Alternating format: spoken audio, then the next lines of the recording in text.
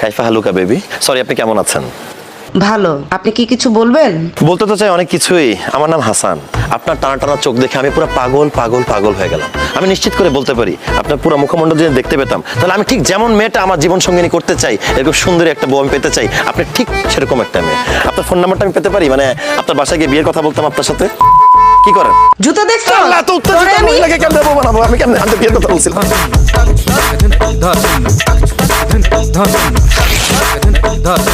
এই বেটা, এগুলি কি শুনতাছি? মানুষে কি কয়?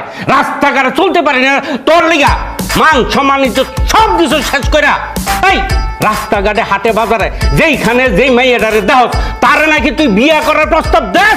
এটা কি ভালো? মানুষে বালা কইব? মামা তুমি এর মধ্যে খারাপ কি দেখলা? আমি খারাপ কোন কথা বলছি? আমি একটা লয়াল ছেলে। আমি তো মেয়েদেরকে প্রেমের প্রস্তাব দিচ্ছি না, আমি সরাসরি বিয়ের প্রস্তাব দিচ্ছি। এই দেশে পোলাপাইনা খালি প্রেমই করে, টাঙ্কি মারে, বাদামি